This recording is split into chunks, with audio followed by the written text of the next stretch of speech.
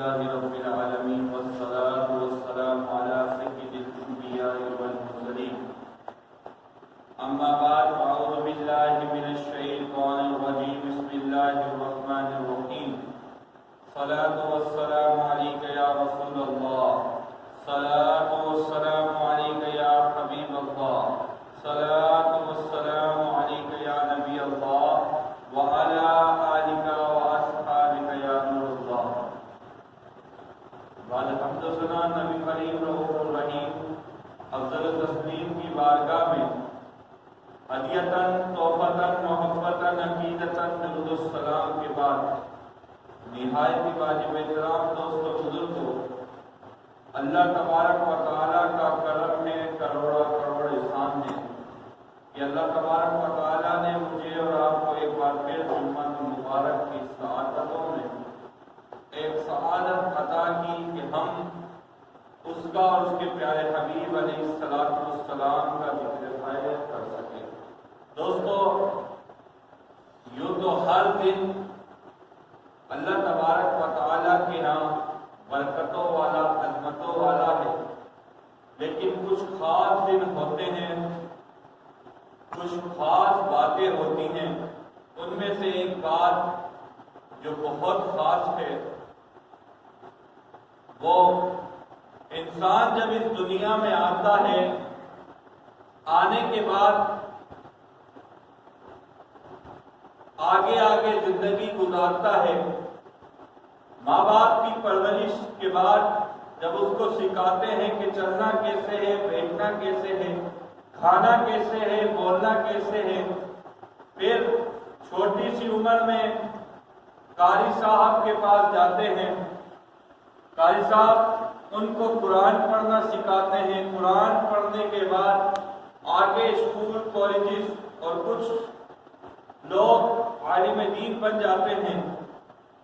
اسی طرح زندگی آگے گزرتی رہتی ہے، انسان جوانی کی طرف چلا جاتا ہے، جوانی سے کام کاج کی طرف لگ جاتا ہے، اور کام کاج کے بعد وہ انسان آگے بڑھتے بڑھتے ضعیف العمر ہو جاتا ہے، اور ایک دن وہ اس دنیا فانی سے کوچ کر جاتا ہے۔ دوستو، اللہ تبارک و تعالیٰ کے پیارے حبیب علیہ السلام کہ ہم پر یہ ایک احسان ہے کہ ہم دنیا میں زندگی گزارتے ہیں کہ ہمارے گناہوں کی وجہ سے چہرے نہیں بدلتے۔ دیگر انبیاء کرام کے واقعات جب پڑھے کہ ان کی قوموں نے جو جس طرح کے معاملات کیے، اللہ تعالیٰ نے ان کے چہروں کو بھی بدلا، ان پر عذاب رب بھی نازل ہوا،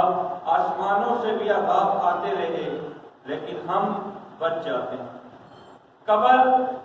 جب انسان قبر میں دفنا دیا جاتا ہے، حضرت سیدنا حسن بصری تابعی ہیں، صحابہ کا دیدار کیا ہے اور اسلام کے اوائل بزرگوں میں سے ہیں۔ آپ نے دیکھا ایک دن گیٹ پر کھڑے تھے کہ ایک جنازہ جا رہا ہے، آپ بھی اس جنازے کے ساتھ ساتھ جانے لگے۔ آپ نے دیکھا کہ پیچھے ایک چھوٹی سی بندی منی ہے جو روتی ہوئی جا رہی ہے اور بولتی ہوئی یہ جا رہی ہے کہ آج میرے والد محترم اس دنیا سے چلے گئے، آج جیسا دن ہم پر نہیں آئے گا۔ یہ بات حضرت سیدنا حسن بصری رضی اللہ تعالیٰ عنہ نے سنی، آپ زور و کتار رونے لگے، اور آپ نے اس بچی کے سر پہ شفقت کا ہاتھ پھیرا۔ اس کے بعد آپ نے دیکھا کہ دوسرے دن پھر وہ بچی قبرستان کی طرف جا رہی تھی، حسن بصری رضی اللہ تعالیٰ عنہ بھی اس بچی کے ساتھ ساتھ جانے لگے، اور آپ نے دیکھا گاڑیوں کے پیچھے چھپ کر وہ بچی چھوٹی سی عمر میں جس کے والد کا انتقال ہو گیا، اپنے چہرے کو قبر کے اوپر رکھ کر رونے لگی، آہ گزاری کرنے لگی کہ ابا جان،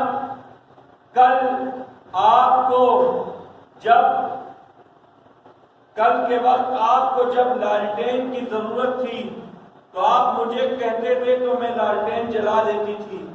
آج کیا قبر میں بھی کسی نے آپ کے لائٹیں جلایا ہوگا؟ دوسرا اس بچی نے کہا ابا جان کیا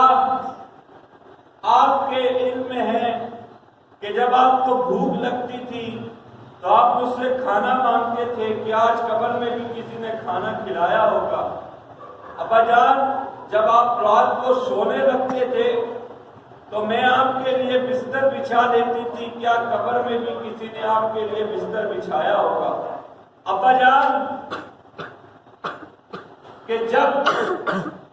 ٹھنڈ ہوتی تھی تو گرم بستر بچھایا جاتا تھا، گرمی ہوتی تھی تو صرف چند ایک گدے کا بستر بچھایا جاتا تھا۔ ابا جان جب آپ کو پیاس لگتی تھی تو میں پانی پلا دیتی تھی، کیا آج آپ کو کسی نے پانی پلایا ہوگا؟ یہ باتیں سننے کے بعد حضرت سیدنا حسن بصری رضی اللہ تعالیٰ عنہ زور و کتاب ہونے لگے اور وہ اس قبر کے قریب آئے اور اس بچی کے سر پہ شفقت کا ہاتھ پھیرا اور کہا بیٹی ایسے نہیں بولو بلکہ اس طرح کہو کہ ابا جان کل آپ کو ہم آپ کا چہرہ خانہ کعبہ کی طرف کر کے گئے تھے کہ آج آپ کا چہرہ تو نہیں پھر گیا۔ اے ابا جان کل ہم آپ کو صحیح سلامت کفن پہنا کے گئے تھے کہ آج کفن پھاڑ تو نہیں گیا۔ اے ابا جان کل ہم آپ کو صحیح سلامت چھوڑ کے گئے تھے کہ آج آپ کو عذاب کی وجہ سے جسم کی کھالیں الگ تو نہیں کر دی؟ کیا ابا جان عذاب کی وجہ سے آپ کو قبر میں تکلیف تو نہیں ہوئی؟ کیا ابا جان فرشتوں نے جب سوال کیے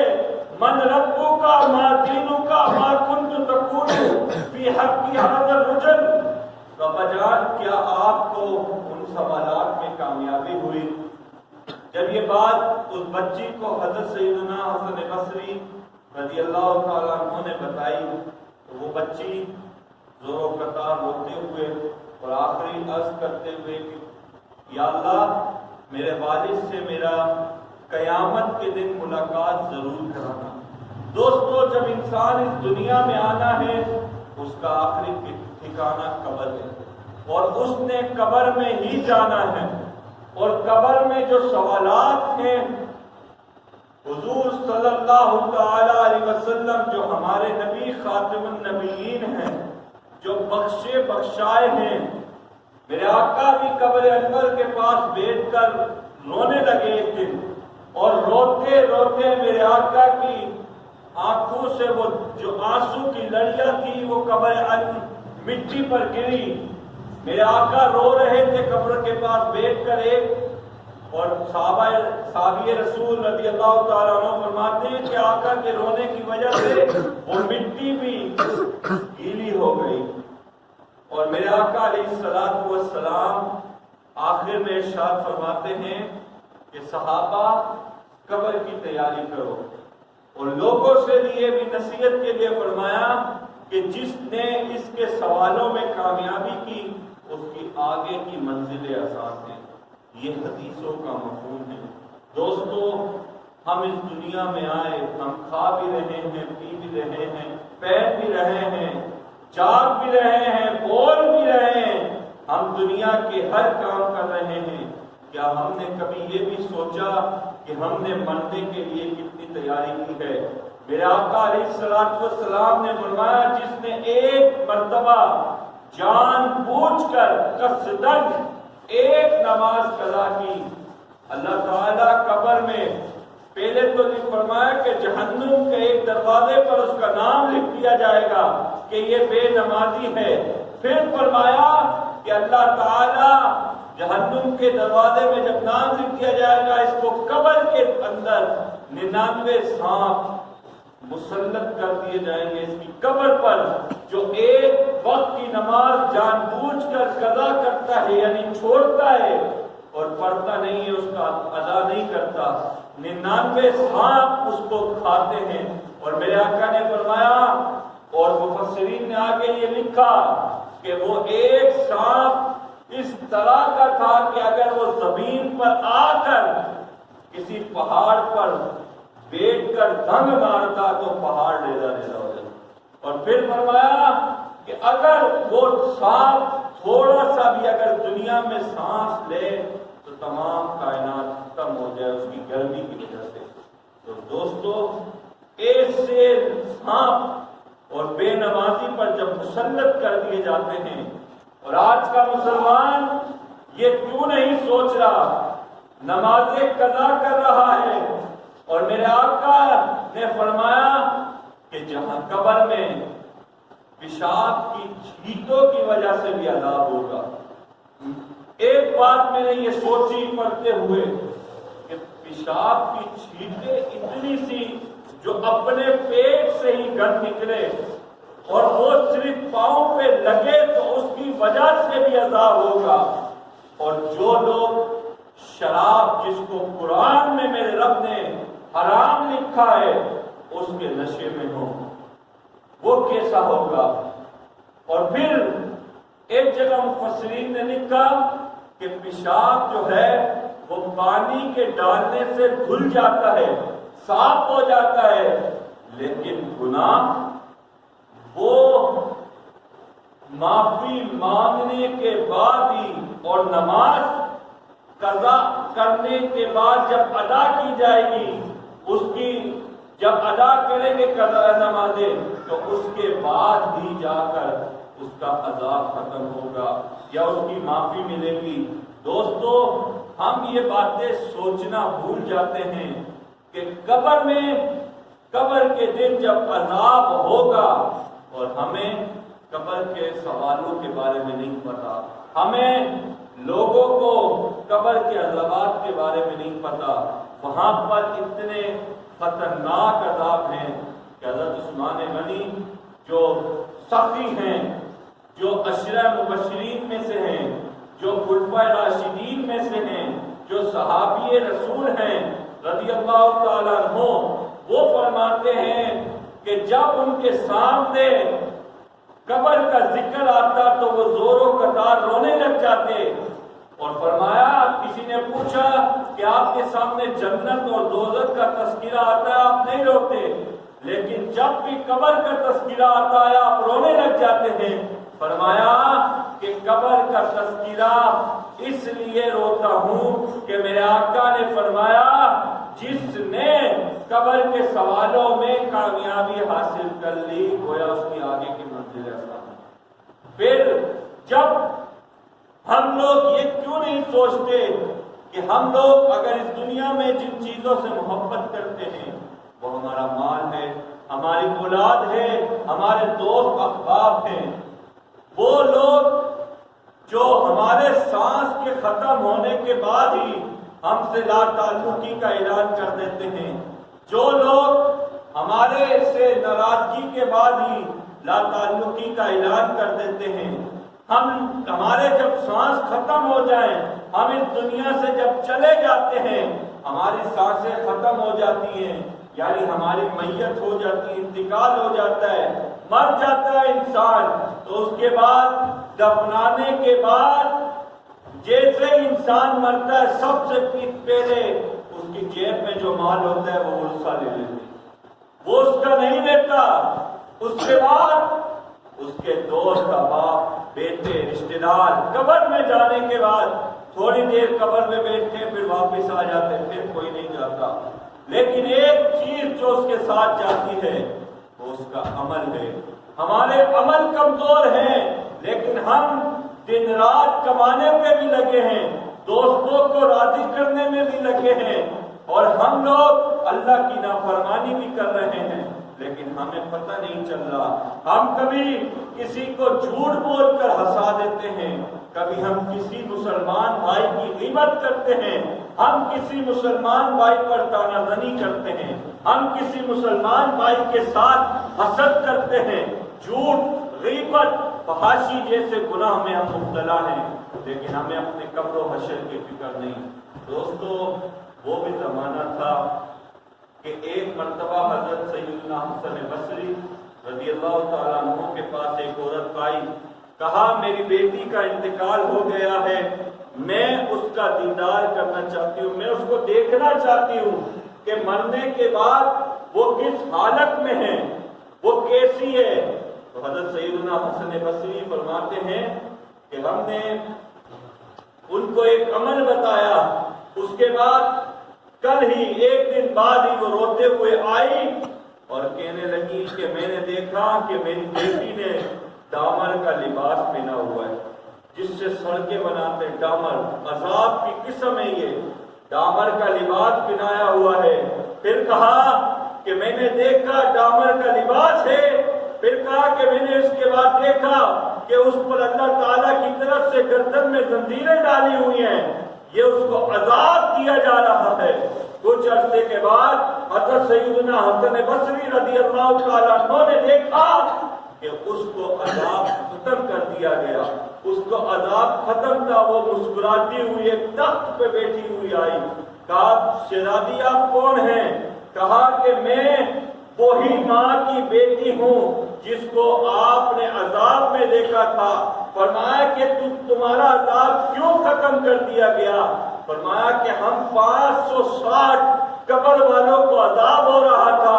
حضرت سیدنا حسن بصری فرماتے ہیں کہ کوئی قبرستان سے ایک اللہ کا نیک بندہ گزرا، اس نے آقا کریم مدینے کے تاجدار، مکہ مدینے کے سردار صلی اللہ تعالی علیہ وسلم کی ذات اقدس پہ درود و سلام پڑھا،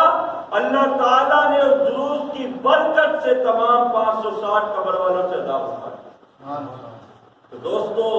ایک درود السلام کی برکت سے جب قبر والوں سے عذاب اٹھا لیا جاتا ہے تو سوچیں، جس نبی کی آنکھوں کی ٹھنڈک ہو نماز۔ ابھی ٹائم دیکھیں، ہم لوگ یہ نہیں سوچتے کہ کام کاج سب کچھ ہے اور میرے آقا علیہ الصلوۃ والسلام کے ہم امتی ہیں۔ میرے آقا نے جو ارکان اسلام بتایا اس میں نماز بھی ہے، اس میں روزہ بھی ہے، حج بھی ہے، زکوٰۃ بھی ہے، توحید وحدانیت بھی ہے، لیکن ہم لوگ نماز کا ٹائم ہوتا ہے لیکن ہم نماز ادا کرنے کے لیے آتے ہیں اور 2 سے 5 منٹ کے بعد ہم چلے جاتے ہیں۔ کچھ ہی دیر کے بعد زکوٰۃ اگر ہم پہ فرض بھی ہو تو ہم پھر بھی زکوٰۃ نہیں دیتے، اگر ہم پہ روزے رمضان کے فرض ہو پھر بھی ہم ادا نہیں کرتے۔ اور ہم لوگ یہ کیوں بھول جاتے ہیں کہ ہم نے ایک دن مرنا ہے، آخر موت ہے، جو کرنا ہے کر لے، آخر موت ہے، سماج 100 برس کا ہے، پل کی خبر نہیں، تو خوشی کے پھول لے گا کب تلک، تو یہاں زندہ رہے گا کب تلک، بے وفا دنیا پہ مت کر اعتبار، تو اچانک ہوگا موت کا شکار۔ اور انسان نے مرنا ہے، آخر موت ہے، تو انسان جب مرنا ہے تو اس نے اس قبروں کی تیاری کیوں نہیں کی جس کے لیے اس دنیا میں انسان آیا۔ اور واقعات سے یہ بھی پتہ چلتا ہے کہ یہ جو دنیا ہے یہ صرف اور صرف دار الجزا ہے، یہاں ہم جو کریں گے، جو فصل لگائیں گے، آخرت میں وہی کاٹیں گے۔ علماء اولیاء الزام جو آتے تھے وہ ہر وقت اللہ اور اس کے رسول کا ذکر کرتے تھے، نماز کے وقت میں نماز ادا کرتے تھے، زکوٰۃ جب فرض ہوتی تو زکوٰۃ صحیح طرح دیتے تھے، اور اگر حج فرض ہوتا اور استطاعت ہوتی تو حج کرتے تھے، دین اسلام کے راستوں میں نکلتے تھے۔ لیکن دوستو، ہمارے اوپر زکوٰۃ بھی فرض ہو، ہم زکوٰۃ بھی ادا نہیں کرتے۔ نماز جو 5 وقت کی فرض ہے ہر مسلمان عاقل بالغ فرد پر، اور وہ بھی ہم ادا نہیں کرتے۔ ہم شاید یہ بھول گئے ہیں کہ ہم نے جس کا کلمہ پڑھا ہے، تاجدار انبیاء نے فرمایا کہ نماز میری آنکھوں کی ٹھنڈک ہے، اس آنکھوں کو ہم ٹھنڈا کیوں نہیں کرتے؟ دوستو، اس کے علاوہ اگر ہم اولیاء کے واقعات دیکھیں کہ ہم نے یہ بھی سنا کہ قبر والوں کا عذاب ہو رہا تھا، لیکن میرے آقا جب ایک قبر سے گزرے فرمایا کہ یہ پیشاب کے قطروں کی وجہ سے نہیں بچتا تھا، اس کی وجہ سے اللہ تعالیٰ نے اس کو عذاب دیا۔ اور 2 ٹہنیاں جو جس کے پھول تازے تھے، اور کیونکہ فرمایا علماء لکھتے رد المختار میں ہے کہ پھول قبر میں رکھا کرو۔ وجہ کیا ہے کہ یہ جو پھول ہے یہ اللہ کا ذکر کرتے قبر والے کو راحت ملتی ہے۔ جس جگہ پہ اللہ کا ذکر ہو قبر والے کو راحت ملتی ہے۔ جو خود اللہ کا ذکر کرے اس کو کتنی راحت ملے، جو خود اور 5 وقت جو نماز فرض ہے اس کو ادا کرے اس کو کتنا سکون ملے گا۔ جو خود اس دنیا میں رہے،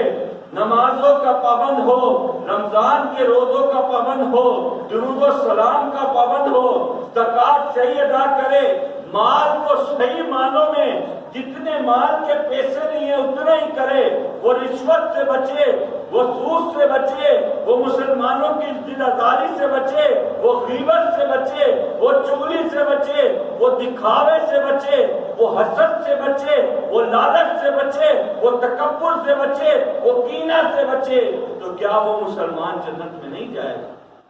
جب وہ قرآن و حدیث پر عمل پیرا ہوگا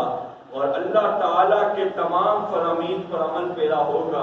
اور اس کے بعد بھی علماء فرماتے ہیں کہ کوئی اپنے عمل پہ یہ نہ کہے کہ میں اپنے عمل کی وجہ سے جنت میں جاؤں گا۔ نہ، ایک زانیہ عورت تھی،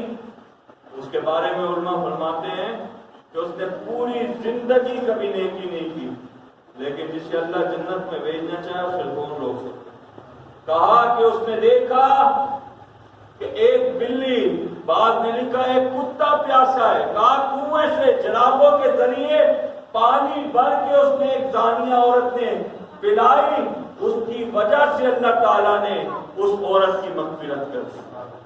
تو دوستو، ایک زانیہ عورت جو تمام زندگی گناہ کرتی ہو ایک عمل کی وجہ سے بخشی جا سکتی ہے۔ جو حضور کا امتی ہو، نماز بھی پڑھے، روزہ بھی رکھے اور ہر کام کو صحیح معنوں میں ادا کرے، کیا وہ جنت میں نہیں جائے گا؟ کیا وہ مسلمان، کلمہ گو مسلمان قبر میں کامیاب نہیں ہوگا؟ قبر تو وہ گھر ہے، میرے آقا نے فرمایا جب 3 سوال ہوتے ہیں جس کو معلومات نہیں ہوتی، من ربک ما دینک ما کنت تقول فی حق ھذا الرجل کا، وہ کہتا ہے لا ادری، کہا من ربک، تیرا رب کون ہے؟ کہا جو مسلمان نہیں ہوتا، جو مومن نہیں ہوتا، وہ کہتا ہے لا ادری، مجھے نہیں معلوم کہ کون ہے میرا رب۔ کہا افسوس تجھ پہ، تجھے تیرے سامنے قرآن بھی تھا، تیرے سامنے حدیثیں بھی تھی، علماء بھی تھے، اولیاء بھی تھے، اللہ کے نیک بندے تمہیں یہ بتاتے رہے اللہ غفار واحد ہے، وہ یکتا ہے، اس کا کوئی شریک نہیں۔ کہا دوسرا جب کہا جائے گا ما دینوں کا، کہا جو گناہگار ہوگا وہ جواب نہیں دے پائے گا، کہا دین اسلامی نہیں کہہ پائے گا، وہ کہے گا لا ادری، مجھے نہیں معلوم۔ کہا اس کو بھی پوچھا جائے گا تمہیں کوئی بتانے والا نہیں آیا؟ کہا بتانے والے آتے تھے، ہم نے کبھی سیکھا نہیں۔ پھر تاجدار انبیاء خاتم النبیین کی صورت دکھائی جائے گی، فرمایا جائے گا ان کے بارے میں کیا کہتے تھے؟ جس نے نماز، روزہ، حج، زکوٰۃ اور آقا پر درود و سلام نہیں پڑھے ہوں گے، وہ کیسے پہچان کر درود و سلام پڑھے؟ اور جو امتی ہوگا، جو نیک ہوگا، جو مومن ہوگا، متقی ہوگا، پرہیزگار ہوگا، وہ قبر میں بھی کامیاب ہوگا، بروز محشر بھی کامیاب ہوگا۔ حضرت انس فرماتے ہیں کہ 2 دن اور 2 راتیں تمہیں نہ بتاؤں؟ 2 دن کون سے؟ کہا کہ جس دن تمہیں نامہ اعمال تمہارے ہاتھ میں دیا جائے گا، اور تمہیں تمہارے رب کی طرف سے پیغام آئے گا، یا تو اس میں کامیابی ہوگی یا ناکامی ہوگی۔ اور 2 راتیں کون سی ہیں؟ فرمایا 2 راتیں وہ ہیں کہ جب قبر کی پہلی رات ہوگی، قبر مردے کو اس طرح دباتی ہے کہ اس کی ایک پسلی دوسرے پسلی میں پست ہو جاتی ہے، اور فرمایا کہ جو مومن ہوتا ہے قبر اس کو ایسے دباتی ہے جیسے ماں اپنے بچے کو آنگن میں دباتی ہے۔ جو ماں باپ کا فرما بردار ہوگا، جو حقوق اللہ پورے کرتا ہوگا، حقوق العباد پورے کرتا ہوگا، اس کو ماں ایسے دبائے گی جیسے بچے کو ماں اپنی گود میں، قبر ایسے دبائے گی جیسے بچے کو اپنی ماں دباتی ہے۔ اور جو گناہگار ہوگا اس کی پسلیاں ایک دوسرے میں پیوست ہو جائیں گی، ہڈیاں ٹوٹ جائیں گی، اور یہ کہا فرمایا علماء لکھتے ہیں کہ یہ جو ہڈیاں ہیں یہ والی ہاتھوں کی یہ یہاں سے الگ کر دی جائیں گی اور عذاب شروع ہو جائے گا. کبھی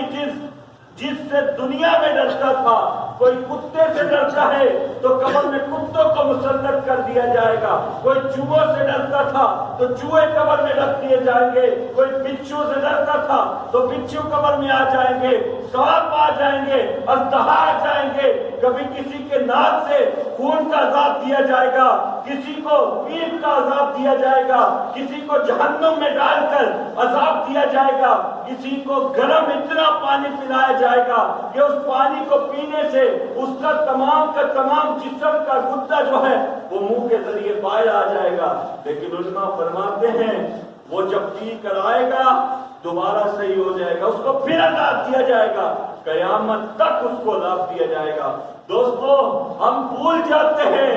جب ایک قبر کو عذاب ہوتا ہے اور جب نئی قبر والا آتا ہے تو پرانی قبر والا اس سے کہتا ہے کہ اے دوستو تم کیوں نادانی میں تھے، تمہیں وقت نہ ملا، تمہاری قبریں ہماری میتیں تمہارے لیے مشعل راہ کی. تم بھول گئے کہ ہم نے اپنے اولاد کے لیے کمایا،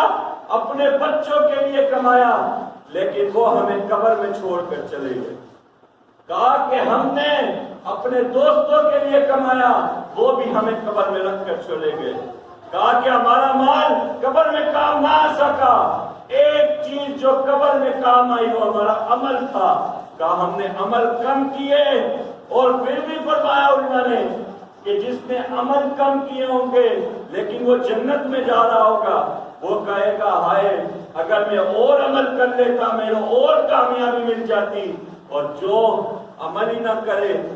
وہ رو رہا ہوگا کاش مجھے ایک دفعہ موقع مل جائے میں نیک عمل کروں. دوستو آج لے ان کی پناہ، آج مدد مانگ ان سے، پھر نہ مانیں گے قیامت میں اگر مانگ. آج وقت ہے، اللہ نے زندگی دی ہے، نماز پڑھے. اللہ نے زندگی دی ہے اور مال دیا ہے، زکات کو صحیح ادا کرے. اللہ نے زندگی دی ہے تو صراط مستقیم پر چلے. اللہ نے زندگی دی ہے تو مرنے سے پہلے قبر کی تیاری کرے.